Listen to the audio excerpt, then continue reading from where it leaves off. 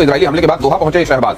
Qatar के प्रति शहबाज ने दिखाई एकजुटता, सॉलिडेरिटी दिखाते हुए स्टेटमेंट दिया। इजराइल ने 9 सितंबर को दोहा पर अटैक किया। पाकिस्तान ने कतर की संप्रभुता का उल्लंघन इसे बताया। पाकिस्तान कहता है ना कि हम उम्मा के साथ खड़े रहते हैं, उम्मा ही है ना, उम्मा के साथ खड़े होते हैं, अमेरिका के साथ बैठते हैं, चाइना के, तो वो उम्मा में खड़ा होने की बात करता है। इसी बात पर मुस्लिम देशों को भड़काने में लगा हुआ है पाकिस्तान। इजराइल के खिलाफ निकाली भड़ास। पाकिस्तान के रक्षा मंत्री ख्वाजा आसिफ का बयान, अरब देशों को पाकिस्तान सेना से सीखना चाहिए।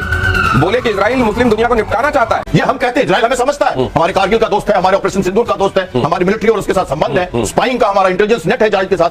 कतर पर इजरायली अटैक से बौखला गया है पाकिस्तान। ऑपरेशन सिंदूर पर फिर झूठ बोले आसिफ। पाकिस्तान ने 5 गुना बड़े भारत को हराया, हमसे सीखो।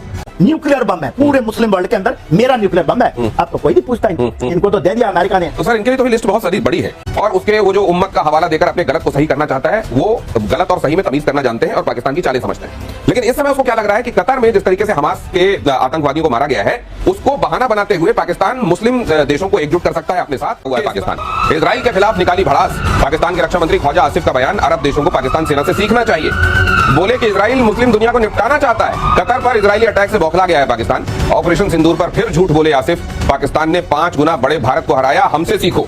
एक तो इतनी बुरी पिटाई हुई है, और वहां जाकर कतर वाले मामले में कहा जा रहा है कि पूरी अब ये इसी तरीके से फूट डालो और राज करो। असल में आप जानते हैं कि मुस्लिम कंट्रीज में एक बड़ा धड़ा है जो पाकिस्तान की तरफ देखता भी नहीं, और उसके वो जो उम्मत का हवाला देकर अपने गलत को सही करना चाहता है, वो गलत और सही में तमीज करना जानते हैं और पाकिस्तान की चालें समझते हैं। लेकिन इस समय उसको क्या लग रहा है कि कतर में जिस तरीके से हमास के आतंकवादियों को मारा गया है, उसको बहाना बनाते हुए पाकिस्तान मुस्लिम देशों को एकजुट कर सकता है अपने साथ, और इस तरीके से वो टर्की का जो खिलाफत वाला ख्वाब है उसको परवान चढ़ाने में उसका सहायक हो सकता है, और ये भी कि भारत के खिलाफ अपने एजेंडे को आगे बढ़ा सकता है। ये धूर्तता में तो इनका कोई सानी है नहीं सर।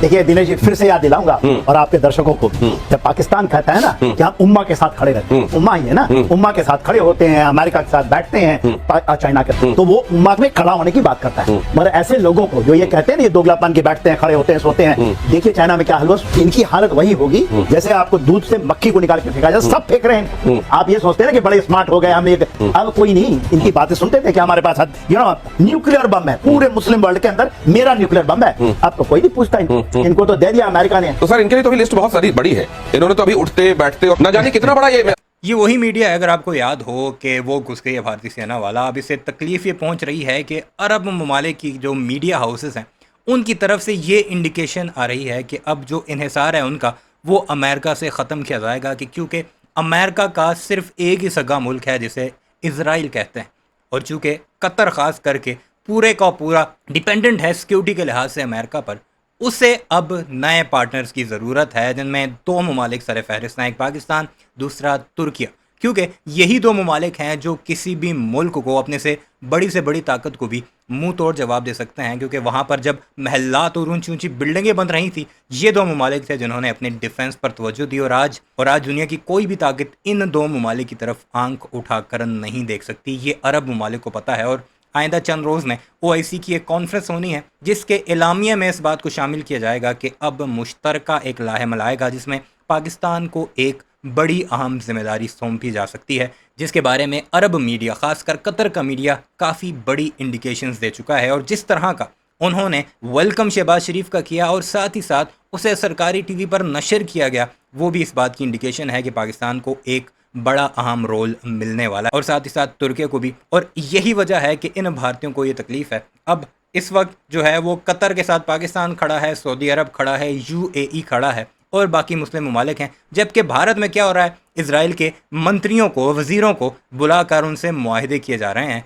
ये अरब ममालिक भी देख रहे हैं, और उसका जल्द ही मुंह तोड़ जवाब भारतीयों को मिलेगा। आप ये बात ज़रूर नोट कीजिएगा। तो सुनते हैं भारतीय क्या रोना धोना ढाले हैं और क्या कुछ कह रहे हैं। पाकिस्तान कभी कहते हैं चालबाजियाँ करता है अपने साथ मिलाने की, मुस्लिम उम्मा कार्ड खेलता है, मुस्लिम ब्रदरहुड कार्ड खेलता है, वगैरह वगैरह। रोना सुने इनका। मुझको लगता है इनको फहरिस्त अपनी लंबी कर लेनी चाहिए। लेकिन ख्वाजा आसिफ वहां जाकर ये जो प्रचार करने की कोशिश कर रहे हैं, ये देखो, ये तो पूरे मुस्लिम वर्ल्ड को निपटाना चाहता है इजराइल। इसके सब्सक्राइबर्स होंगे। इनके 5 गुना बड़े कंट्री से लड़के हमने लेसन सिखाया, उस पर मैं इनको बताना चाहता हूँ। पहले वो जरा इनका क्लियर कर दूं। देखो भाई, आप भारत को कहते हो, भारत क्या कहता है आपके बारे में?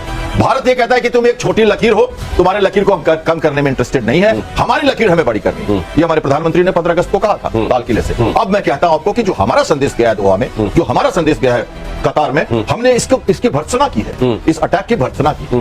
हम एक बहुत बैलेंसिंग रखना चाहते हैं मिडिल ईस्ट से। इजराइल हमारा बहुत अच्छा दोस्त है, लेकिन आतंकवाद के नाम पर भारत का मुद्दा इतना क्लियर है, इतना स्पष्ट है कि विश्व में कहीं भी आतंकवाद हो या कोई ऐसे सोवरेनिटी का अटैक हो बिना कहे सुने, बिना वार्निंग के, तो हम उसका विरोध करते हैं। ये हम कहते हैं, इजराइल हमें समझता है, हमारे कारगिल का दोस्त है, हमारे ऑपरेशन सिंदूर का दोस्त है, हमारी मिलिट्री और उसके साथ संबंध है, स्पाइंग का हमारा इंटेलिजेंस नेट है इजराइल के साथ, लेकिन हमारे लोग रहते हैं कतार में, जितने सारे हमारे रेमिटेंस आता है वहां से, हमारी ऊर्जा का स्रोत है वो, हम लिवरेज करना चाहते हैं। तो भारत बहुत सतर्क है, इससे कोई मतलब नहीं कि शहबाज शरीफ क्या। देखिए अब ये तो ख्वाजा आसिफ थे, अब शहबाज शरीफ की तरफ आपको ले चलता हूं। इजरायली हमले के बाद दोहा पहुंचे शहबाज। कतर के प्रति शहबाज ने दिखाई एकजुटता, सॉलिडेरिटी दिखाते हुए स्टेटमेंट दिया। इजराइल ने 9 सितंबर को दोहा पर अटैक किया था और हमास के दफ्तर पर टारगेट किया। टारगेटेड अटैक था ये, 6 की मौत हुई। पाकिस्तान ने कतर की संप्रभुता का उल्लंघन इसे बताया।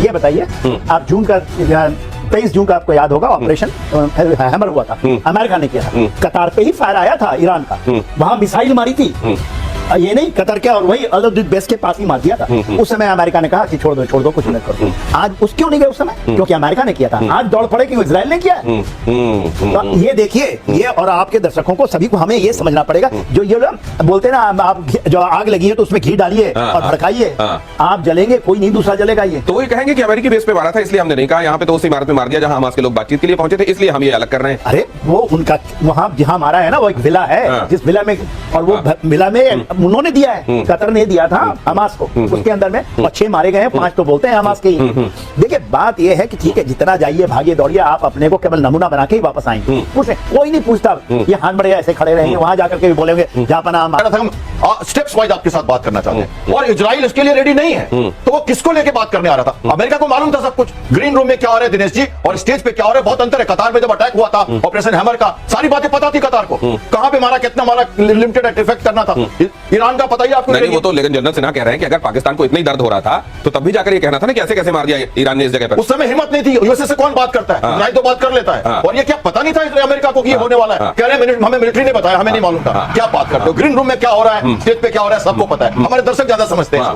ये अब जरा इस खबर में देखिए, ट्वीट आ रहे थे जिसमें वो कह रहे थे अब हमारा बोर्ड कंप्लीट हो गया, हमने जितने टारगेट बनाए थे कि हम इनको समाप्त करेंगे, हमने पूरे लोगों को समाप्त कर दिया। मतलब क्या इनका मिशन अकम्प्लिश है? ये मैं बात बताना, ये मैं आपको ये कमेंट करना चाहता हूं। मैं खत्म कर दूं। देखिए इसमें से 6 तो ऑलरेडी वहां पर हैं, टर्की में बैठे, और वहां पर जो बैठे हैं इस्तांबुल के अंदर में, तो वो तो उड़ेंगे ही। तो आप कह रहे हो सर अब ये टर्की तक पहुंचेगा मामला? 100%। ओ सर, आप क्या कह रहे थे? मेरा कहना यह है यहाँ पे कि देखिए, इजराइल एक अपनी नीति, सोची समझी नीति के तहत चल रहा है। कल मैंने आपको कहा था, मिलिट्री रोल और क्लिंजिंग रोल, 2 रोल कर रहा है। मिलिट्री रोल में स्ट्राइक्स कर रहा है वो, और क्लिंजिंग रोल में पुलिसिंग का भी रोल, वो जैसे जेरूसलम में हो, वेस्ट बैंक में हो, या मोसाद के द्वारा ये जो अटैक देख रहे हैं आप दोहा में, या जो आपने देखा यमन में जो अटैक, तो या ग्रेटर इजराइल की बात करते हुए, पेरिफेरल सिक्योरिटी लेते हुए क्लिंजिंग का प्रोसेस कर रहा है वो, और इनको मारते जा रहा है। अमेरिका ने कहा हमने बता दिया था, कतार ने बोला हमें नहीं बताया था आपने, कतार ने कहा कि हमें नहीं बताया था। अब देखिए इसके कारण जोर्डान वहां जा रहा है, सडनली सऊदी अरेबिया की चीफ वहां कोने में चले जाएं। ये हो सकता है नेटो का मुगालता मन में पालकर, और टर्की भी ये सोच रहा हो कि अगर इजराइल के दुश्मनों को यहां पर शरण दे देंगे